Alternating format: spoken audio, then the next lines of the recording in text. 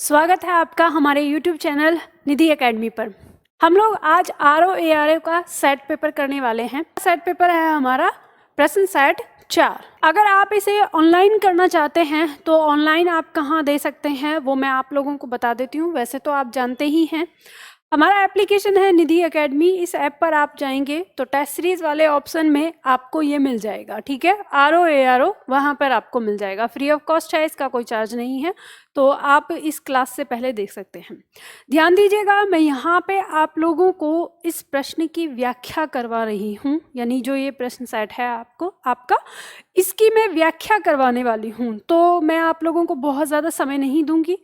मान के चलती हूँ कि आप लोगों ने ये ऑनलाइन कर लिया है, तो हम प्रश्न की शुरुआत करते हैं। पहला प्रश्न हमारे सामने है, यह सिक्का खोटा सा दिखता है, इस वाक्य में खोटा सा विशेषण का प्रकार है। कौन सा विशेषण है?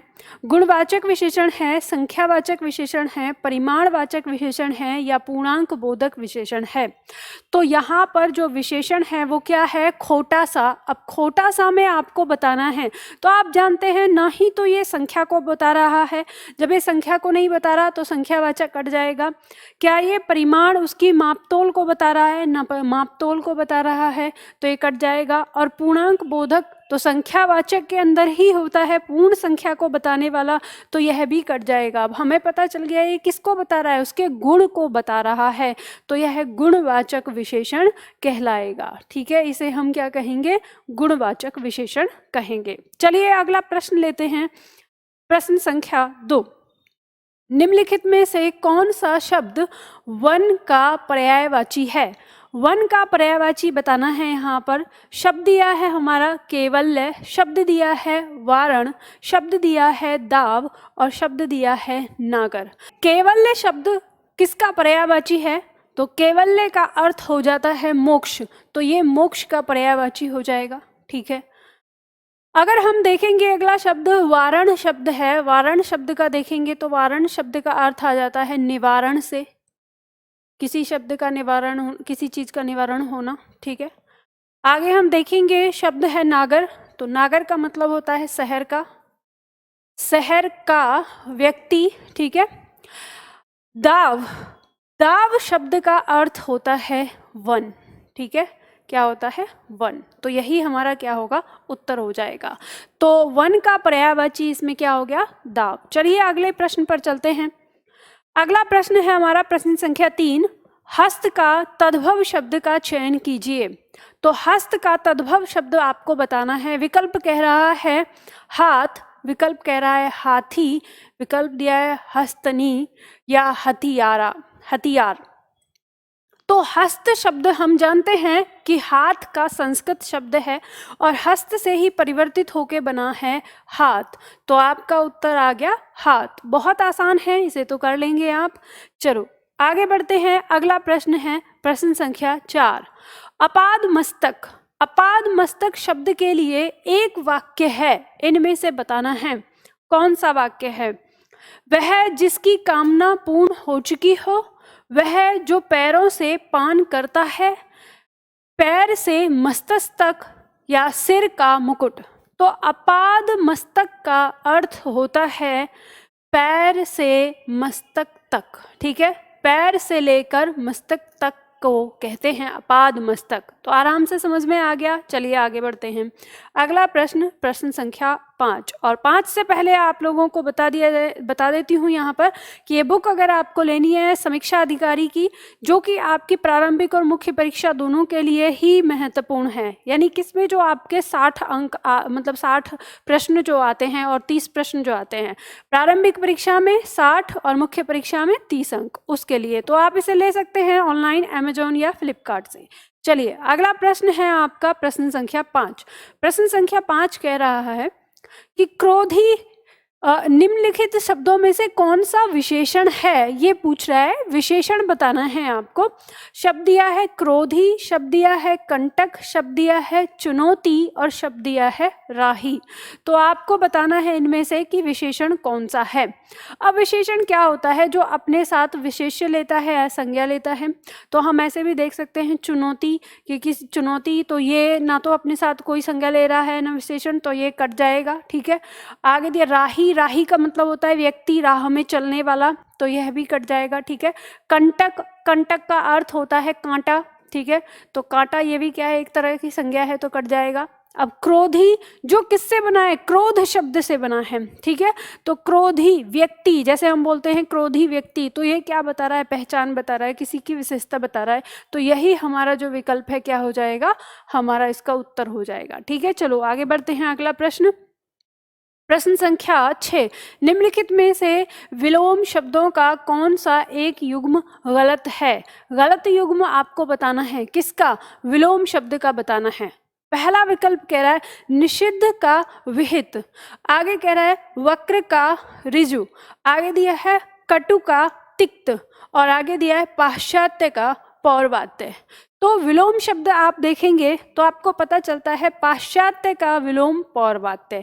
पाश्चात्य का अर्थ होता है पश्चिमी देशों से संबंधित और पौर्वात्य का अर्थ हो जाता है पूर्वी देशों से संबंधित। ठीक है, वक्र का विलोम होता है ऋजु, वक्र माने टेढ़ा, ऋजु माने सीधा, तो ये विलोम हो गए। निषिद्ध का विलोम होता है विहित, तो निषिद्ध मतलब नियम बनाकर निषेध करना। ठीक है, रोक लगाना निषिद्ध कहलाएगा, और नियम बनाकर उस स्वीकृति देना विहित कहलाएगा। तो दोनों विलोम हो गए। अब बचता है कटु और तिक्त। कटु माने कड़वा, तिक्त माने तीखा, तो कड़वा का मीठा होना चाहिए था, तो यही अशुद्ध है।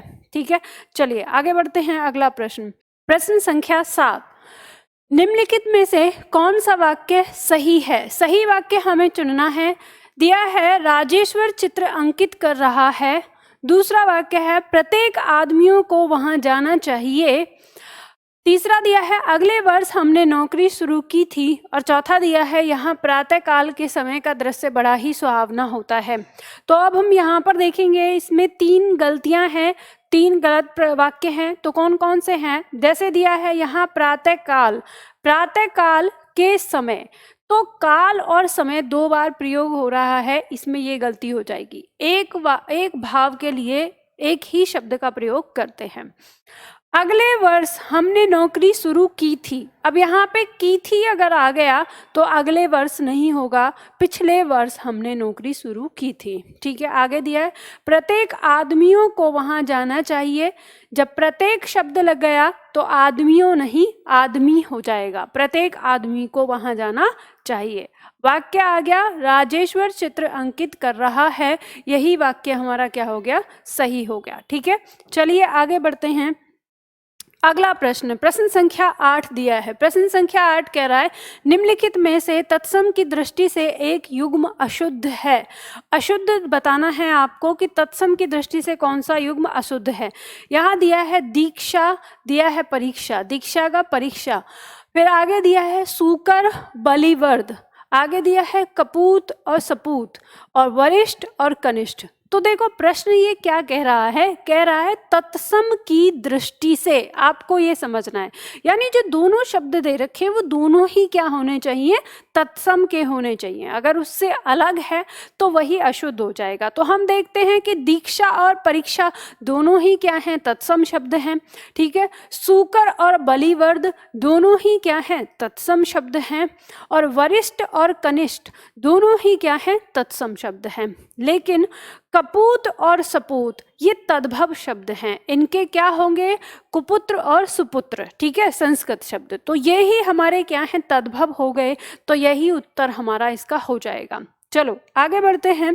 अगला प्रश्न, प्रश्न संख्या 9, कांच का पर्यायवाची शब्द है। कांच का पर्यायवाची शब्द आपको बताना है, क्या होगा, शीशा, सीसा या सिपा या शीशा। तो आपको पता है कांच हम शीशा को कहते हैं, तो इसका पहला ही उत्तर आ जाएगा। वर्तनी शुद्धिकरण भी इसमें दिया हुआ है, तो शीशा। ठीक है, यही उत्तर हो जाएगा। चलो आगे बढ़ते हैं। अगला प्रश्न है प्रश्न संख्या 10। प्रश्न संख्या 10 कह रहा है कि निम्नलिखित में से शुद्ध वर्तनी का शब्द बताना है। तो शुद्ध वर्तनी शब्द इनमें से क्या होगा? वांग में या वांग में। तो इसमें हमें देखना है जो हमारा शुद्ध शब्द होगा। तो देखो इस पे लगा हुआ है, हम कैसे करेंगे? क्रॉस विधि से अपना लेंगे। वांग्मय का मतलब होता है साहित्य से, ठीक है, वाक प्लस मय से बना होता है। तो यहाँ पर ये लिया, इसमें अर्धचांद है, अर्धचांद तो आएगा नहीं क्योंकि संस्कृत शब्द है। तो अर्धचांद का क्या मतलब? यहाँ दिया है वांग्मय। अब ये जो वांग ग जो है ये इसमें हमारा ग नहीं होता है, तो वांग में नहीं होता, वांग में होता है। ग की ध्वनि दे तो ग यहाँ नहीं है तो यहाँ भी नहीं है, तो ये आ गया। ये शब्द हमारा बना है वाक प्लस मय से। किससे बना है? वाक प्लस मय से। तो संधि का नियम इसमें लगा है, यदि किसी प्रथम वर्ण का मेल किसी पंचमाक्षर से होता है तो ये प्रथम वर्ण अपने ही पंचमाक्षर में बदल जाता है। तो ये यहाँ पर क्या आ रहा है? पंचमाक्षर। अब देखो फिर से ही शब्द के अंदर संधि नियम लग रहा है। मैंने आपको कहा ये संधि जब आप पढ़े हुए होते हो तो आप वर्तनी को पहचान लेते हैं, तो इसका सही उत्तर ग हो जाएगा। चलो आगे बढ़ते हैं। अगला प्रश्न, प्रश्न संख्या 11। प्रश्न संख्या 11 कह रहा है तिक्त शब्द तद्भव है। तिक्त का तद्भव शब्द आपको बताना है। दिया है तीता, तीखा या तिक्का या तिक्खन। तो ये तो बहुत सरल है, आपने देखते ही बता दिया होगा। तिक्त का तीता होता है, ठीक है। कभी कभी तीखा भी आ जाता है, लेकिन जब विकल्प में तीता ना हो तब तीखा लगाएंगे, लेकिन अगर विकल्प में तीता दिया हुआ है तो तीता ही पहले लगाते हैं, ठीक है। चलिए आगे बढ़ते हैं। अगला प्रश्न, प्रश्न संख्या 12। प्रश्न संख्या 12 कह रहा है आदान का विलोम होगा। क्या होगा? अवदान, अनुदान, प्रदान या प्रावधान। तो आदान प्रदान होता है, आप लोग जानते हो, तो बहुत आसानी से आप इसका उत्तर दे सकते हो। आदान प्रदान, इसका उत्तर ग हो जाएगा, ठीक है। आगे बढ़ते हैं। अगला प्रश्न आ जाता है प्रश्न संख्या 13। मेरे घोड़े के मजबूत पैर हैं। इस वाक्य में कितने विशेष्य और विशेषण हैं, ये आपको बताना है। अब देखो यहाँ पे कितने विशेषण और कितने विशेष्य हैं। तो पहले वाक्य में देख लेते हैं, मेरे घोड़े। तो घोड़ा क्या है? यहाँ पर विशेष्य है। इसकी विशेषता क्या बता रहा है? मेरे, सार्वनामिक विशेषण आ गया, ठीक है। घोड़े के मजबूत पैर हैं, पैर, और पैर की विशेषता बता रहा है कैसे हैं? मजबूत। तो ये क्या आ गया? गुणवाचक विशेषण आ गया। तो एक विशेषण और एक विशेषण, तो दो विशेषण हो गए, और एक विशेष्य और एक विशेष्य, तो दो विशेष्य, तो दो विशेष्य और दो विशेषण हो गए। तो दो विशेष्य, तीन विशेषण गलत, चार विशेषण गलत, दो विशेष्य और दो विशेषण, ठीक है, और चार विशेष्य गलत। तो इसमें उत्तर हमारा क्या आ गया? तीसरा आ गया। दो विशेषण और दो विशेष्य ही है, ठीक है। चलिए आगे बढ़ते हैं। अगला प्रश्न आता है प्रश्न संख्या 14। अकथनीय शब्द के लिए सर्वोत्तम वाक्य का चयन कीजिए।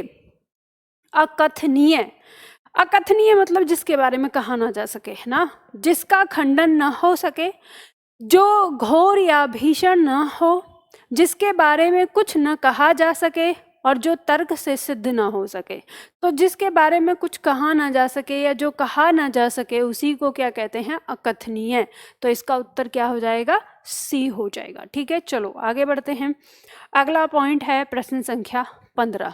प्रश्न संख्या 15 कह रहा है विनीत शब्द का विलोम है। विनीत शब्द का विलोम आपको बताना है। क्या होगा? उद्धृत, तैयार, उद्दत या पृथक। तो देखो हम कहते हैं विनीत माने क्या होता है? सौम्य होता है, ठीक है। विनीत का मतलब क्या होता है? सौम्य। और यहाँ पे हम देखते हैं उद्दत का मतलब होता है अक्खड़। अक्खड़ मतलब अपनी मर्जी करने वाला, ठीक है। तो इसका उत्तर क्या हो जाएगा? उद्दत हो जाएगा। विनीत का मतलब सौम्य, शांत स्वभाव का, और उद्दत मतलब उग्र स्वभाव का, ठीक है। चलो आगे बढ़ते हैं। अगला प्रश्न आता है प्रश्न संख्या 16। प्रश्न संख्या 16 कहता है निम्नलिखित में से तद्भव तत्सम का सर्वोत्तम शब्द युग्म है। इसमें तद्भव और तत्सम का बताना है कि कौन सा है शब्द, ठीक है, जो सही है। शब्द दिया है यहाँ पे गणेश, गणेश। शब्द दिया है दुल्हा, दुल्हा। अनंतः, अनन्यत्र। अग्रणी अग्रवर्ती। तो देखो ये अग्रणी अग्रवर्ती ये तत्सम शब्द आ जा रहे हैं, ठीक है। दुल्हा और दुल्हा ये तद्भव शब्द हो जा रहे हैं दोनों, ठीक है। तो अंत अनंत ये तत्सम हो जा रहे हैं। अब ये गणेश और गणेश, तो ये तद्भव और ये तत्सम, तो इसी जोड़े में तद्भव और तत्सम का जोड़ा है, बाकी अलग अलग दिए हुए हैं, ठीक है। तो इस तरह से ही हमारा इसका उत्तर ए हो जाएगा। चलो आगे बढ़ते हैं। अगला प्रश्न, प्रश्न संख्या 17। उत्कृष्ट, उत्कृष्ट का विलोम बताना है, क्या होगा? सर्वश्रेष्ठ, निकृष्ट, उत्कीर्ण या विकीर्ण। तो ये भी बहुत आसानी से बता देंगे। उत्कृष्ट का मतलब होता है उच्च कोटि का, ठीक है। और इसका विलोम हो जाएगा निम्न कोटि का। निम्न कोटि का क्या होता है, क्या कहलाता है? निकृष्ट कहलाता है। निकृष्ट मतलब निम्न कोटि का, ठीक है। चलो आगे बढ़ते हैं। अगला प्रश्न, प्रश्न संख्या 18। प्रश्न संख्या 18 कह रहा है जंगल शब्द का पर्यायवाची बताना है। जंगल शब्द का पर्यायवाची क्या होगा?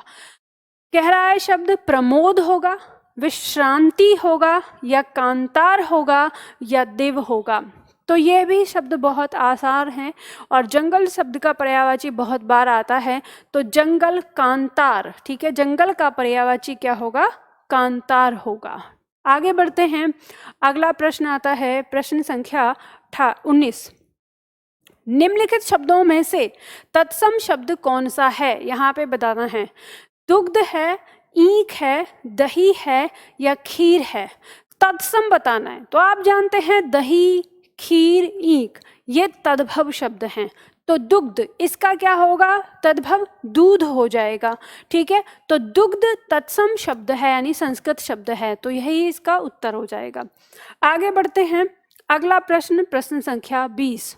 जो बदला न जा सके के लिए उपयुक्त शब्द क्या है? अपरिवर्तनीय, या प्राकृतिक, या अप्रत्युक्त, प्रत्युक्त, या आमूलचूल। तो जो बदला नहीं जा सकता, तो यानी जिसमें परिवर्तन नहीं किया जा सकता, तो जैसे में परिवर्तन नहीं किया जा सकता उसी को बोलते हैं जो बदला ना जा सके, तो अपरिवर्तनीय, ठीक है। तो परिवर्तनीय मतलब जो बदला जा सके, और अ लगा दिया तो अपरिवर्तनीय, जो बदला ना जा सके। चलो आगे बढ़ते हैं। अगला प्रश्न, प्रश्न संख्या 21। शब्दानुक्रम में सही वाक्य है, यानी शब्दों का जो क्रम होता है उसके अनुसार आपको सही वाक्य चुनना है। कह रहा है वह गरीब आदमी था, था वह गरीब आदमी, वह आदमी गरीब था गरीब वह आदमी। तो देखो यहाँ पे अब हम देखेंगे कि ये यहाँ पे जो शब्द दिया हुआ है था गरीब से शुरू हो रहा है, तो ये गलत हो जाएगा। यहाँ पे था से शुरू हो रहा है तो ये गलत हो जाएगा। अब यहाँ पे आते हैं दो शब्द। वह गरीब आदमी था, मतलब हम किसी व्यक्ति की बात कर रहे हैं कि वह क्या था? गरीब आदमी था, और यहाँ वह आदमी गरीब था। तो यहाँ पे पॉइंट किया जा रहा है कि हम किस तरह से इसका मतलब इस वाक्य को बोलें। तो अब जब यहाँ पर देखो एक शब्द के अंदर दो विशेषण आए हैं। एक विशेषण है आपका सार्वनामिक विशेषण, ठीक है, और एक विशेषण है आपका गरीब। जब इस तरह से आ जाए कि किसी के साथ दो विशेषण होते हैं, तो आपका सार्वनामिक विशेषण जो है वो पहले लगता है किसकी तुलना में? अन्य विशेषण की तुलना में। तो यहाँ पे अब वो विशेषण जो है उसी तरह से रहेगा। तो यहाँ पे वह आदमी हम लिखेंगे, ये वाला हम सही करेंगे इसमें कि वह गरीब आदमी, तो इसकी तो विशेषता बता रहा है और फिर इसकी भी बता रहा है यहाँ पर, ठीक है। तो इस वजह से ये हमारा कट जाएगा। अब यहाँ पे हम देखेंगे कि यहाँ पे वह आदमी, पहले तो ये बता रहा है विशेषण, वह आदमी निश्चित कर रहा है उसको, कैसा था? गरीब था, ये बता दिया। तो इसका जो उत्तर है वो क्या हो जाएगा? वो ग हो जाएगा, ठीक है। इसे ध्यान रखिएगा। चलिए आगे बढ़ते हैं। अगला प्रश्न आता है पॉइंट नंबर 22। पॉइंट नंबर 22 कहता है अंतज्य। अंतज्य शब्द का सही अर्थ बताना है। अंतज्य शब्द का क्या अर्थ होगा? जो जन्म से अपंग हो, जो जन्म के उपरांत त्याग दिया गया हो, जिसका जन्म निम्न यानी अछूत वर्ग में हुआ हो, जो जन्म से कुरूप हो। तो अंतज्य कहते हैं जो निम्न जाति में जन्म लेता है उसको अंतज्य कहते हैं। तो इसका उत्तर जो है वो क्या आ जाएगा? ग आ जाएगा। जो निम्न जाति में जन्म लिया जिसने, उसे अंतज्य। आगे देखो शब्द आता है हमारा 23। दिए गए विकल्पों में से गोष्ठी का पर्यायवाची शब्द कौन सा है? तो यहाँ दिया हुआ है, दिए गए शब्दों में गोष्ठी का पर्यायवाची बताना है। अब यहाँ दिया है क्लेवर है या काया है या कोश है या सभा है। तो देखो गोष्ठी क्या होती है, एक प्रकार की सभा होती है, ठीक है, एक छोटी सी सभा। तो बस यहाँ पे उत्तर आ जाएगा सभा। काया का मतलब होता है शरीर के लिए आता है, ठीक है। और कोश हम अब दो तरह से होता है, ये कोश होता है, एक तो इसे तो शब्द कोश कहते हैं, ठीक है, ये कोश हो जाता है तो ये धन इकट्ठा जो करते हैं उसके लिए आता है, खजाना, ठीक है। आगे देखो अगला प्रश्न आता है, प्रश्न संख्या 24। इनमें से एक शब्द की वर्तनी अशुद्ध है, एक शब्द की वर्तनी अशुद्ध दी है, वो आपको बताने हैं कौन से शब्द की वर्तनी अशुद्ध है। शब्द दिया है द्वारिका, शब्द दिया है अहल्या, शब्द दिया है आर्द्र, शब्द दिया है प्रव्रज्या।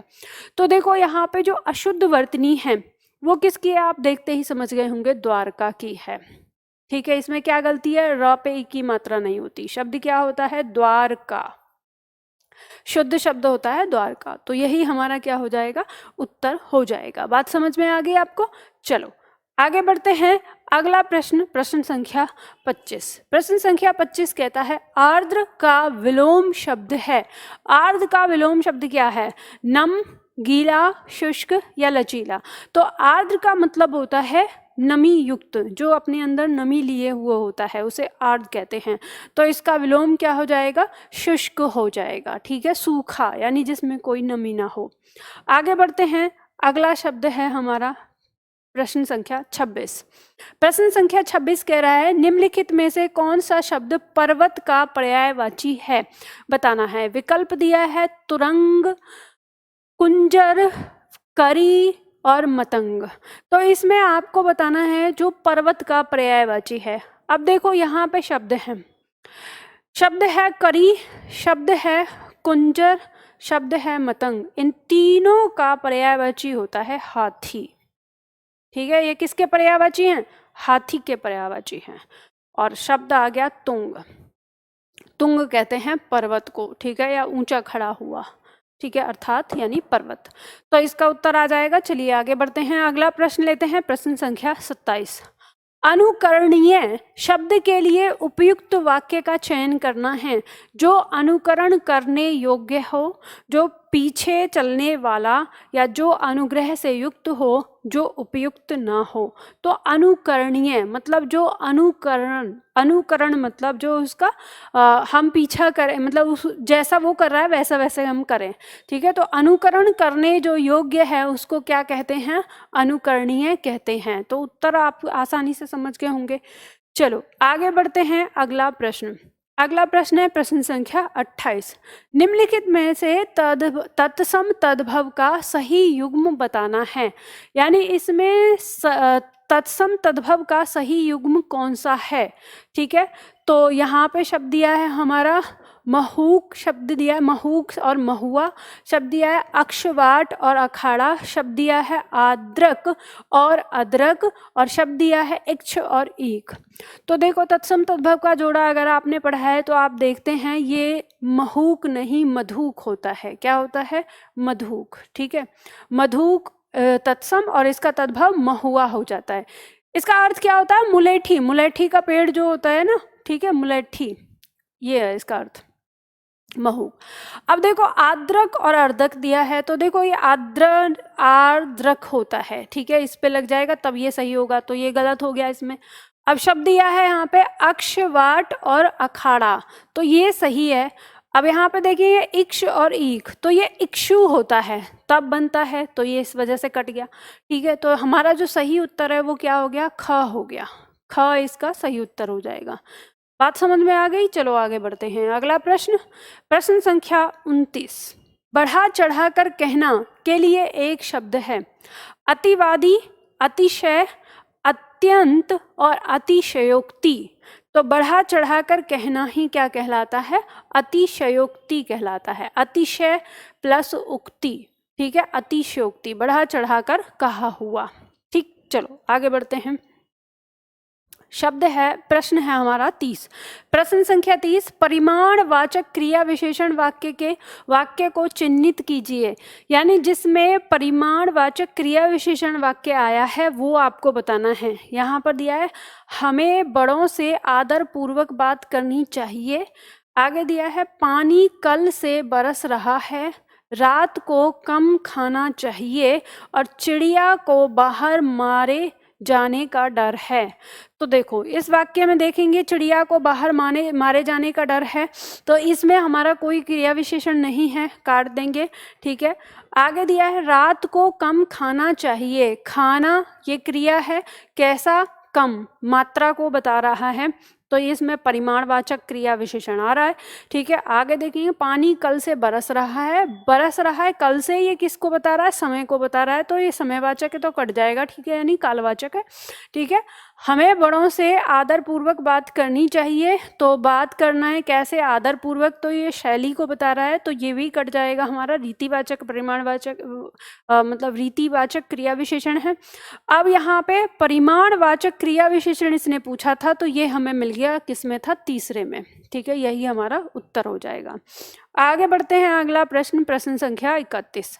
प्रश्न संख्या 31 कह रहा अवैध शब्द का एक वाक्य बताना है। ऐसा काम करना जिसमें कोई कानून टूटता हो, जो कानून के अनुसार मान्य हो, जो विधि अथवा कानून के विरुद्ध हो और जो विधि की दृष्टि से उपयुक्त हो। तो देखो जो विधि की दृष्टि से उपयुक्त होता है उसके लिए हम इसका प्रयोग नहीं करेंगे। ठीक है, जो कानून के अनुसार मान्य है तो ये भी इसमें क्या हो जाएगा, गलत हो जाएगा। ठीक है, ऐसा काम करना जिसमें कोई कानून टूटता हो, तो देखो कानून टूटता है तो वो तो वही बात है उसकी, लेकिन ये इससे ज़्यादा उचित क्या है, तीसरा दिया है, जो विधि अथवा कानून के विरुद्ध हो उसी को हम अवैध कहते हैं, तो ये भी कट जाएगा, इससे ज़्यादा शुद्ध है ये।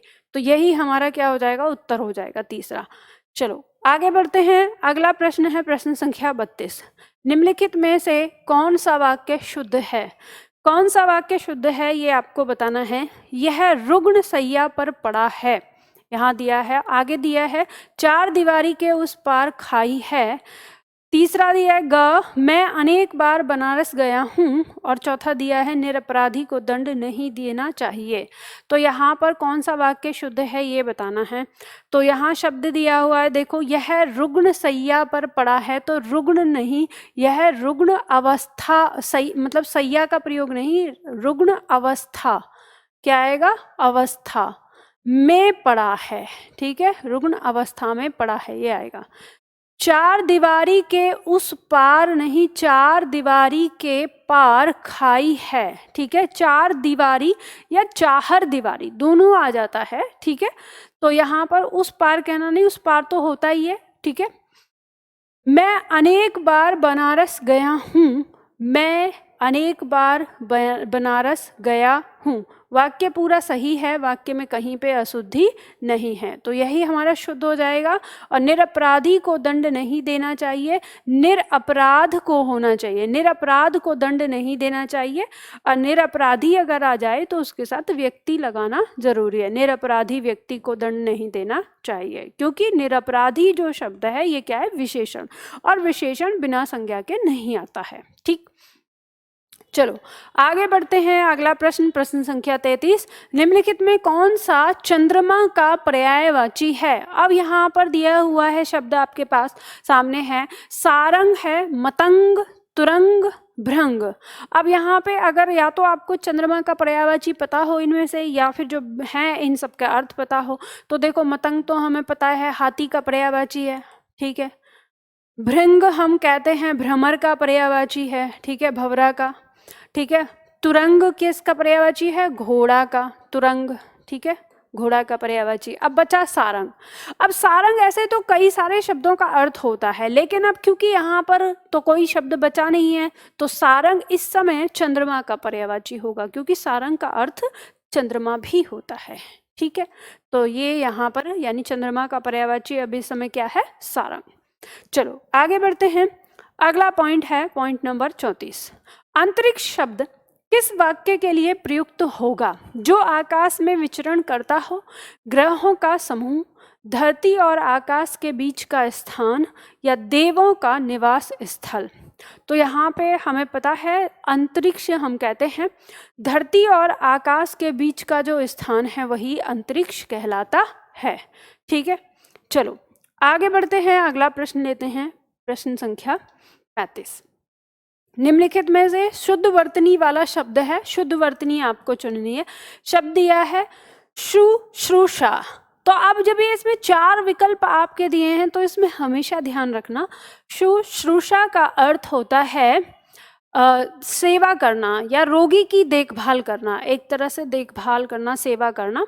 ठीक है, तो इसमें हमेशा याद रखना तालु श पर छोटे उ की मात्रा, और यहाँ पर भी तालु श है लेकिन उसमें र है, तो बड़े उ की मात्रा और मूर्धा श।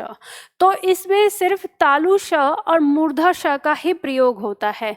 तो अब इसमें देख सकते हैं कि यहाँ पे आपका ये दिया है, ये कट जाएगा, पहले इसमें दंत स दिया है, ये तो दंत स से आप काट सकते हैं। फिर हमें देखना है जो तालु श है इसमें र जो है, र के नीचे जो मात्रा लगी है, यानी जो र पूरा है और आधा श्र है वो बीच में है, तो ये कट जाएगा। ठीक है, इस तरह से जो हमारा उत्तर है वो ये आ जाएगा शुश्रूषा। ठीक है, इस तरह से, जिसका अर्थ होता है रोगी की देखभाल करना। आगे बढ़ते हैं, अगला प्रश्न आता है प्रश्न संख्या 36।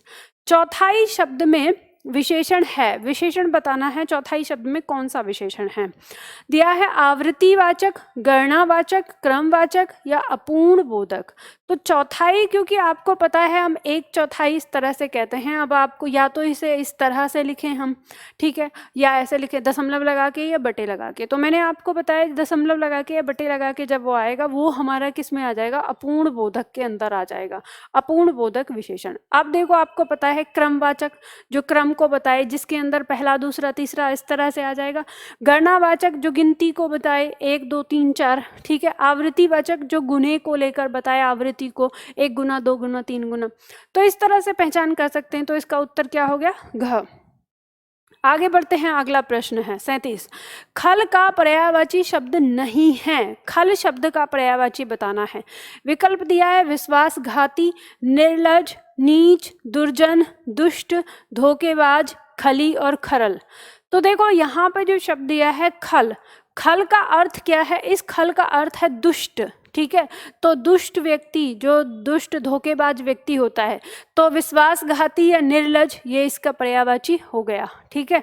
नीच या दुर्जन ये दोनों इसके पर्यायवाची हो गए, ठीक है। नीच भी कहते हैं, दुर्जन भी कहते हैं।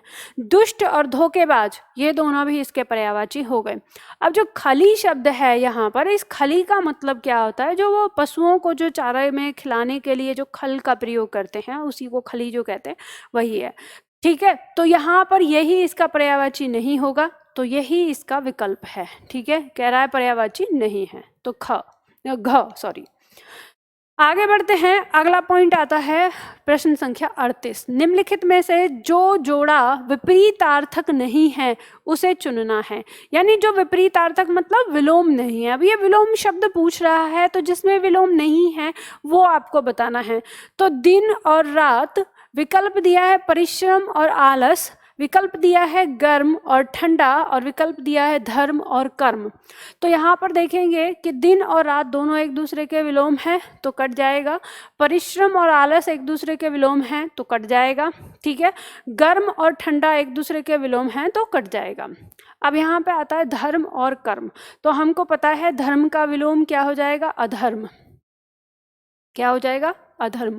और कर्म का विलोम भी क्या हो जाएगा, अकर्म, ठीक है। क्या हो जाएगा, अकर्म।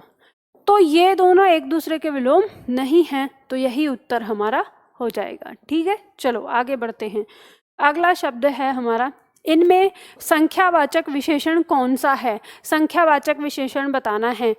विकल्प दिया है 7, विकल्प दिया है काला, विकल्प दिया है रावण, विकल्प दिया है खट्टा। तो इसमें तो बहुत ऐसी बात नहीं है कि आपको नहीं समझ में आएगा, बहुत ही आसानी से है, ठीक है। तो 7 संख्या को बताने वाला ही शब्द संख्यावाचक विशेषण कहलाएगा, ठीक। आगे बढ़ते हैं, अगला प्रश्न, प्रश्न संख्या 40। प्रश्न संख्या 40 कह रहा है, निम्नलिखित शब्द युग्म में से तत्सम तद्भव के सर्वोत्तम शब्द युग्म का चयन करना है। किसका? तत्सम और तद्भव के, जो सबसे सही है उसका प्रयोग करना है। दिया है आज और अर्ची, शब्द दिया है आँच और अध है, और शब्द दिया है ग्रह और घर, और शब्द दिया है सांचा और संचक। तो इसमें आपको बताना है तत्सम और तद्भव, सही तत्सम और तद्भव। ठीक है, तो यहाँ पे हम देखेंगे कि आज, तो आज का यहाँ पे दिया है आज, ये तो तद्भव दिया है। ठीक है, और फिर इसका तत्सम अर्ची दिया है, तो वैसे भी ये सही नहीं है, अर्ची नहीं होता है। ठीक है, इसका क्या होता है? अध्य होता है। ठीक है, अब आगे दिया है आँच। अब देखो फिर इधर यहाँ पे ना तद्भव दिया हुआ है और यहाँ पे दिया अध्य, तो यानी ये तो इसका कर दिया इसने आज का। ठीक है, और आँच का देखो तत्सम यहाँ पे दिया हुआ है, ये आँच का, तो ये दोनों ही विकल्प गलत हो गए। अब यहाँ सांचा दिया है, तो पहले ही इसने यहाँ पे क्या रहा, तत्सम के स्थान पर सांचा रखा हुआ, और ये संचक, संचक भी नहीं होता, क्या होता है? सच्चक होता है। ठीक है, इसका तत्सम, तो ये भी कट गया हमारा। अब आगे दिया है गृह और घर, तो यही तत्सम और तद्भव का जोड़ा है सही वाला, तो ये उत्तर हो जाएगा। चलो आगे बढ़ते हैं। अगला प्रश्न, प्रश्न संख्या 41, इनमें से शुद्ध वर्तनी वाला शब्द कौन सा है? शुद्ध वर्तनी वाला शब्द चुनना है। आशीर्वाद शब्द दिया है, तो हम जानते हैं आशीही प्लस वाद से मिलकर बना है, तो आशीही यहाँ पर र ऊपर आ जाएगा, तो हमें उत्तर मिल गया, आशीर्वाद शब्द हो जाएगा हमारा ग। आगे बढ़ते हैं। अगला प्रश्न, प्रश्न संख्या 42, निम्नलिखित में से कौन सा गंगा का पर्यायवाची शब्द है? पूछ रहा है, गंगा का पर्यायवाची शब्द यहाँ पर बताना है। ठीक है, हरिप्रिया, सिंधुजा, सुरसरी और इंद्रा। देखो तो आप देखेंगे हरिप्रिया, हरि की प्रिया यानी लक्ष्मी का पर्यायवाची हो गया, ये तो कट गया।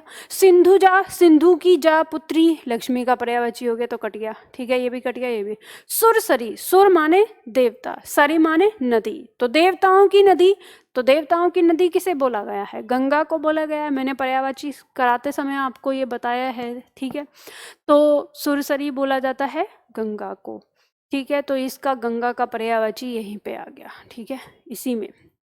चलो आगे बढ़ते हैं। अगला प्रश्न, प्रश्न संख्या 43, उल्लास का विलोम शब्द क्या है?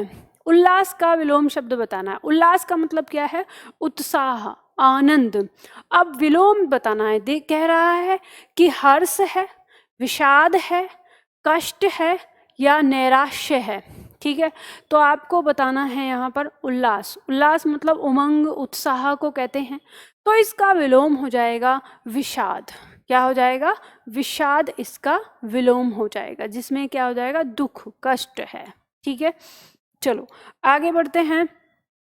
अगला प्रश्न आता है। अगला प्रश्न, प्रश्न संख्या 44, हम बचपन में वहाँ जाता था, इस वाक्य को शुद्ध करना है। तो हम बचपन में वहाँ जाता था, तो हम बचपन में वहाँ जाएंगे, हम बचपन में वहाँ जाते रहेंगे, मैं बचपन में वहाँ जाता रहा, मैं बचपन में वहाँ जाऊँगा। तो देखो यहाँ पर दिया है हम बचपन में वहाँ जाता रहा, तो जब वहाँ एक की बात कर रहे हैं तो पहली चीज़ तो हम नहीं आएगा। ठीक है, तो हम वाले जितना है वो कट जाएंगे, ये यहाँ पर हम। ठीक है, अब बचे दो। मैं बचपन में वहाँ जाता रहा, तो यहाँ पर ये काम बचपन के समय में होता था, उसी समय के काम को दिखा रहा है। मैं बचपन में वहाँ जाऊँगा, अरे बचपन तो गुजर गया ना, बचपन में क्या जाऊँगा, तो ये तो बचपन तो गुजर ही गया, आने वाली बात कैसे कर रहे हैं, तो ये गलत हो जाएगा। ठीक है, तो उत्तर इसका जो है सही वो क्या हो जाएगा? मैं बचपन में वहाँ जाता रहा। ठीक है, इसका उत्तर। आगे बढ़ते हैं। अगला प्रश्न, प्रश्न संख्या 45। प्रश्न संख्या 45 कहता है, कला का अंतिम और सर्वोच्च ध्येय सौंदर्य है, वाक्य में कितने विशेषण हैं? अब इसमें बताना है कि इसमें कितने विशेषण हैं आपको। कला का अंतिम एक विशेषण और सर्वोच्च दो विशेषण, ध्येय सौंदर्य है, तो यानी उद्देश्य एक ही है, एक ही है, अंतिम और सर्वोच्च। ठीक है, सौंदर्य है, तो यहाँ पे हमारे कितने विशेषण हैं? सिर्फ दो ही विशेषण हैं। कितने हैं? दो, तो विकल्प हमारा दो चुनाव हो गया। वाक्य को पढ़ना है, वाक्य को पढ़ के आपको सीख लेना है। ठीक है, उससे पता चल जाएगा। चलो आगे बढ़ते हैं। अगला प्रश्न, प्रश्न संख्या तृष्णा। तृष्णा का विलोम है, आपको बताना है। तृष्णा का विलोम क्या होगा? तृप्ति या वितृष्णा या शतृष्णा या नितृष्णा। तो पता है तृष्णा मतलब जब हमें किसी चीज़ की इच्छा होती है या हम किसी चीज़ के मोह जाल के पीछे भागते रहते हैं, ठीक है, वही तृष्णा आता है, इसका विलोम हो जाएगा वितृष्णा। तो ये भी कट जाएगा, ये भी कट जाएगा, ये भी कट जाएगा। तृप्ति का मतलब तो शांति होता है, ठीक है, जब तृप्त हो जाए आत्मा। तो इसका उत्तर क्या हो जाएगा, ख हो जाएगा, वितृष्णा। ठीक है, आगे देखो अगला प्रश्न है, प्रश्न संख्या 47। कौन सा शब्द गणेश का पर्यायवाची नहीं है? जो गणेश का पर्यायवाची नहीं है वो बताना है। विकल्प दिया है गजानन, विकल्प दिया है गौरीपुत्र, विकल्प दिया है महाकाय, विकल्प दिया है गजकाय। तो देखो यहाँ पर गजानन, जिसका आनंद, गज प्लस आनंद से बना है, आनंद मतलब मुख, जिसका मुख हाथी का है, तो जिसका मुख हाथी का है वो क्या है, गणेश है। ठीक है, गौरी पुत्र, गौरी का जो पुत्र है अर्थात गणेश। ठीक है, महाकाय मतलब जिसकी काय माने शरीर, महा माने विशाल, जिसका शरीर कैसा है, विशाल, तो गणेश के लिए आता है महाकाय। ठीक है, आगे दिया है गजकाय, तो गज माने हाथी, काय माने शरीर, तो जिसका शरीर हाथी का है, तो शरीर हाथी का नहीं है, हाथी का तो मुख है। ठीक है, तो इसलिए यही है जो गणेश का पर्यायवाची नहीं है, तो हम उसे गजकाय नहीं कहते हैं गणेश को। ठीक है, चलो आगे बढ़ते हैं। अगला प्रश्न है प्रश्न संख्या 48। शब्द की सही वर्तनी बतानी है। दिया हुआ है सौंदर्य वर्धक। ठीक है, तो सौंदर्य वर्धक हमारा दिया हुआ है, अब हम इसमें पहचानेंगे।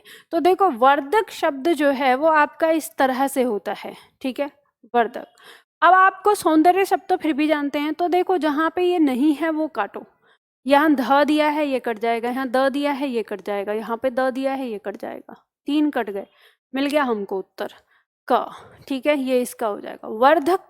वर्धक में क्या होता है, आधा द और ध होता है। ठीक है, आधा द और द, ध मतलब आधा द और ध पूरा। ठीक है, चलो आगे बढ़ते हैं। अगला पॉइंट है हमारा, अगला प्रश्न है खगेश। खगेश का पर्यायवाची बताना है। वासुदेव, वाक या वैनते या विधु। तो देखो खगेश, अब यहाँ पे आपको पर्यायवाची याद होना चाहिए कि खगेश किसको कहा है। अगर हम देखो संधि देखें तो हमें अनुमान लग जाएगा, खग प्लस ईश से बना है ये शब्द खगेश। खग माने पक्षी, ईश माने स्वामी, जो पक्षियों का स्वामी है। तो पक्षियों का स्वामी कौन कहलाता है, गरुड़ कहलाता है। क्या कौन कहलाता है, गरुड़ कहलाता है। ठीक है, गरुड़ को कहते हैं। अब गरुड़ का पर्यायवाची आपको बताना है यहाँ पर। ठीक है, तो यहाँ पे वसुदेव, तो वासुदेव नहीं होगा। ठीक है, वाक माने आवाज होता है, नहीं होगा। विधु माने चंद्रमा होता है, तो ये नहीं होगा। अब एक ही बच रहा है विनते, तो यही इसका पर्यायवाची है। अब ये कैसे बना है, तो देखो गरुड़ की माता का नाम था विंता, विंता। ठीक है, क्या नाम था, विंता। अब विंता शब्द में क्या जोड़ा गया, ए प्रत्यय जोड़ने से शब्द बना विनते। जैसे गंगा में ए जोड़ा तो गंगे बना, जैसे कुंती में ए जोड़ा तो कौनते बना, वैसे ही विनता, विनता गरुड़ की माता का नाम था। ठीक है, तो विनता में ए जोड़ा तो विनते का पुत्र। ठीक है, तो विनते का पुत्र, तो मतलब विनते यानी विनता का पुत्र विनते, तो क्या हो गया, गरुड़ हो गया, तो इसका पर्यायवाची हो जाएगा। चलो आगे बढ़ते हैं। अगला प्रश्न, प्रश्न संख्या 50। करपट का तद्भव रूप कौन सा है? तो ये तो बहुत ही सरल है। करपट, ऑप्शन दिया है कपट, कारपेट, कपूर या कपड़ा। तो ना ही कपट होता है, तद्भव रूप पूछा है, ना कारपेट होता है, ना कपूर होता है, कपड़ा होता है। ठीक है, क्या होता है, करपट का तद्भव रूप है कपड़ा। चलो आगे बढ़ते हैं। अगला शब्द है छली। छली का विलोम है बली, निश्छल, धूर्त या चालाक। तो छली का हो जाएगा, यानी छली मतलब छल करने वाला, तो छल करने वाला धूर्त भी होता है, तो ये तो पर्यायवाची हो गया। चालाक होता है, ठीक है, छल करने वाला, ये भी पर्यायवाची हो गया, कट जाएगा। बली मतलब जिसमें बल है, तो ये भी कट जाएगा। निश्छल मतलब जिसमें कोई छल नहीं है, तो यही इसका विलोम है, यही इसका उत्तर हो जाएगा। ठीक है, आगे बढ़ते हैं। अगला प्रश्न, प्रश्न संख्या 52। निम्नलिखित में विशेष्य पद है। विशेष्य पद अब आपको यहाँ पे देखना है। अनुरागी, अनादृत, अपमानित और अग्नि। विशेष्य पद का मतलब ये हमसे संज्ञा पद की बात कर रहा है। किसकी बात कर रहा है? संज्ञा पद की। ठीक है, अब संज्ञा पद आपको इसमें से निकालना है। अनुरागी क्या होता है? जो किसी में लगा हुआ है, तो अनुरागी क्या है? विशेषण को दिखा रहा है, तो ये कट जाएगा। ठीक है, अनादृत का मतलब होता है जिसे आदर नहीं प्राप्त हुआ हो। ठीक है, अनादृत, तो यह भी किसको बता रहा है? विशेषण को बता रहा है। ठीक है, अपमानित, जिसका अपमान हुआ हो, तो यह भी विशेषण को बता रहा है, तो कट गया। अब आगे दिया है अग्नि। अग्नि क्या है? एक नाम है। ठीक है, तो यही क्या हो जाएगा? हमारा उत्तर हो जाएगा। आगे दिया है तरेपन। ठीक है, अकिंचन का अर्थ है, अकिंचन का अर्थ होगा जिसके पास कुछ न हो, जो निर्धन हो, जो कुछ न करता हो, और उपयुक्त सभी। तो जिसके पास कुछ भी नहीं होता है उसे हम अकिंचन कहते हैं। ठीक है, तो क्या कहलाएगा? जिसके पास कुछ न हो वो क्या कहलाएगा? अकिंचन कहलाएगा। बहुत ही सरल है। आगे बढ़ते हैं, अगला प्रश्न है चुस्त। चुस्त का विलोम है कसावट, ढीला, कड़ा या कठोर। तो देखो, चुस्त का विलोम, अब हमें विलोम बताना है। कसावट का मतलब तो इसका पर्यायवाची चुस्त जैसा ही हो जाएगा, तो कट जाएगा। कड़ा का मतलब ये भी कट जाएगा। कड़ा मतलब जो टाइट होता है। ठीक है, कठोर का मतलब भी टाइट होता है, ये कट जाएगा। चुस्त, चुस्त का विलोम हो जाएगा ढीला, लचर, सुस्त। ठीक है, तो इसका उत्तर आ गया ढीला। ठीक है, चलो आगे बढ़ते हैं। अगला प्रश्न, प्रश्न संख्या 55। विशेष्य शब्द है, इनमें से विशेष्य शब्द यानी संज्ञा पद खोजना है आपको। क्या खोजना है? संज्ञा पद। ठीक है, ललिता, सुंदर, लंबा, लघु। तो देखो, सुंदर कहते हैं जो सुंदर दिखाई देता है, तो विशेषण है, ये कट जाएगा। लघु कहते हैं जो छोटा है। ठीक है, तो विशेषण है, तो ये भी कट जाएगा। लंबा, ये किसको बता रहा है? विशेषता को बता रहा है, उसकी लंबाई को, तो कट जाएगा। अब ललिता जो शब्द है नाम में भी आता है, तो ललिता ही विशेष्य में आ जाएगा। ठीक है, चलो आगे बढ़ते हैं। अगला प्रश्न, प्रश्न संख्या 56। प्रश्न संख्या 56 दिया है, कौन सा शब्द युग्म तत्सम की दृष्टि से अशुद्ध है? जो तत्सम की दृष्टि से अशुद्ध है वो आपको बताना है। तृण, और आगे दिया है दंड, वत्स और परख। शब्द दिया है कपाट और एकादश, और शब्द दिया है राजपुत्र और स्वर्ण। आपको क्या बताना है? तत्सम की दृष्टि से जो अशुद्ध है वो हमें यहाँ पर बताना है। तो अब यहाँ पे बताइए जिसमें तत्सम नहीं है वो आपको बताना है। ठीक है, तो दोनों ऐसे होंगे जिसमें तत्सम शब्द नहीं है वो आपको बताना है। अब देखेंगे यहाँ पर कि राजपुत्र और स्वर्ण, तो दोनों ही क्या हैं? तत्सम हैं यहाँ पे। अब दिया है कपाट और एकादश, तो शब्द हमारा दिया है कपाट, तत्सम शब्द है, एकादश भी तत्सम शब्द है।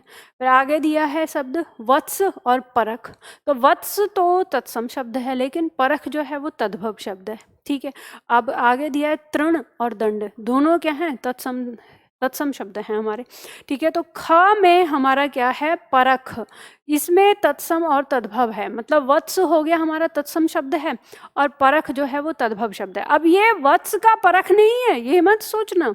ठीक है, कभी आप ये कहें कि वत्स का ही दिया हुआ है, तो यहाँ पे ये पूछा था ना कि तत्सम की दृष्टि से अशुद्ध बताना है।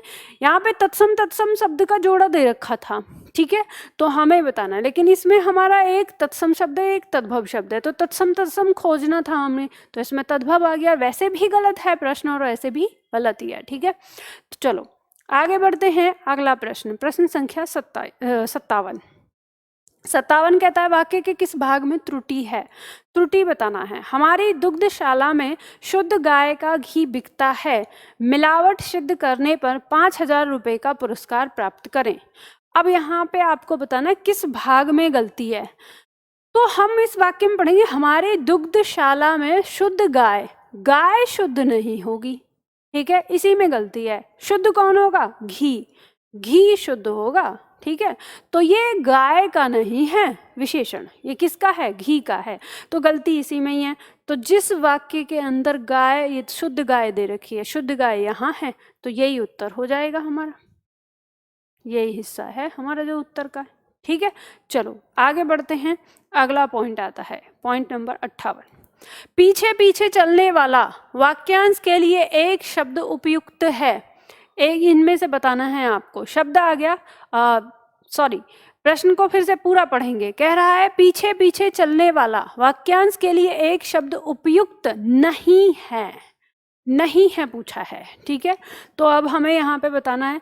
तो शब्द दिया है हमारा अनुचर, शब्द दिया है अनुगामी, शब्द दिया है अनुवर्ती और शब्द दिया है अनुगमनीय। तो पीछे पीछे चलने वाले के लिए एक शब्द क्या कहते हैं? तो देखो, अनुचर का मतलब भी होता है पीछे पीछे चलने वाला। ठीक है, तो यह भी हो गया। अनुगामी का भी मतलब होता है पीछे पीछे जाने वाला। ठीक है, अनुवर्ती का मतलब भी होता है पीछे पीछे फॉलो करने वाला। ठीक है, जो पीछे पीछे जैसे आप कह रहे हो वैसे ही वो करता जाए। अनुगमनीय का अर्थ ये नहीं आता कि पीछे पीछे चलने वाला। ठीक है, पीछे पीछे चलने योग्य या पीछे पीछे चलने, ये पूरी तरह से शब्द सही नहीं आता है, तो यही हमारा क्या हो जाएगा? उत्तर हो जाएगा। ठीक है, अनुगमन ऐसे पीछे पीछे चलना, ठीक है, ये आ जाएगा। तो गमनीय ये शब्द सही नहीं है, तो यही हमारा उत्तर हो जाएगा इसमें। ठीक है, चलो आगे दिया हुआ है शब्द हमारा 59। निम्नलिखित तत्सम तद्भव शब्दों के युग्म में कौन सा त्रुटिपूर्ण है? त्रुटिपूर्ण आपको बताना है जिसमें त्रुटि दी हुई है। शब्द दिया हुआ है यहाँ पर गो में और दिया है शब्द गोबर। ठीक है, क्षीर का खीर, पर्यटक, ठीक है, परियक, परियक और पटरी। शब्द दिया है सपत्नी और सौत। तो देखो यहाँ पे हमें तत्सम और तद्भव में तो सपत्नी का सौत होता है, ये सही है। क्षीर का खीर होता है, ये सही है। गोमय का गोबर होता है, ये सही है। लेकिन पर्यक का पटरी नहीं होता है, ये गलत है। ठीक है, पर्यक का मतलब होता है पलंग। ठीक है, क्या होता है? पलंग। तो ये हमारा गलत हो जाएगा, यही हमारा उत्तर हो जाएगा। ठीक है, आगे देखेंगे। शब्द है हमारा अगला प्रश्न है प्रश्न संख्या 60। निम्नलिखित में से क्रिया विशेषण अव्यय चुनिए। इसमें से क्रिया विशेषण बताना है आपको। कुत्ता भौंक रहा है, राम खाना खा रहा है, अधिक मत बोलो और राधा रात भर जागती रही। तो इसमें से क्रिया विशेषण बताना है। तो यहाँ पे कह रहे हैं कि राधा रात भर जागती रही, तो जागती रही, अब ये भर किसको दिखा रहा है? तो निपात को दिखा रहा है, तो ये गलत हो गया इसमें। राम खाना खा रहा है, इसमें भी कोई विशेषण नहीं है, कट गया। कुत्ता भौंक रहा है, इसमें भी कोई विशेषण नहीं है। अधिक मत बोलो, बोलने की विशेषता बता रहा है, कैसे कि अधिक। ठीक है, तो यही हमारा क्या हो गया? क्रिया विशेषण अव्यय हो गया। तो इसका उत्तर क्या आ जाएगा? ग आ जाएगा। ठीक है, तो इस तरह से हमने ये 60 प्रश्न किए यहाँ पे। आप सभी लोग जानते हो इस चीज़ को कि ये प्रश्न हमें कहाँ करने हैं। पहले लाइव ऑनलाइन हम कहाँ कर सकते हैं। मैंने अभी आप लोगों को ये क्या बताया है? मैंने अभी आप लोगों को यहाँ पे पढ़ाया इसकी व्याख्या। ठीक है, आप लोग इस प्रश्न को पहले हल कर लेते हैं हमारे एप्लीकेशन पर, जहाँ पर टेस्ट सीरीज वाला ऑप्शन दिया है, वहाँ पर ये टेस्ट पेपर हमारा दिया हुआ है, यहाँ जाके आप इसे हल कर सकते हैं। ठीक है, आप जानते हैं समय ज़्यादा आप लोगों का खर्च ना हो, इसलिए मैं प्रश्न का सीधे सीधे व्याख्या बताती हूँ। आप अपनी मर्जी से अपने समय लेते हुए एप्लीकेशन पर जाकर इस पेपर को करके देख सकते हैं। ठीक है, तो वहाँ से आपको पता चल जाएगा कि आप कितना सही कर रहे हैं, कितना गलत। और अगर किसी प्रश्न में आपसे गलती होती है तो आप यहाँ पर आकर व्याख्या के जो व्याख्या का सेशन है इसमें आकर आप अपनी गलती को समझ सकते हैं। ठीक है, तो इसी तरह से हम आगे भी प्रश्न पत्र करते रहेंगे। आज के लिए इतना ही करते हैं, फिर मिलते हैं अगले वीडियो में अगले टेस्ट पेपर के साथ।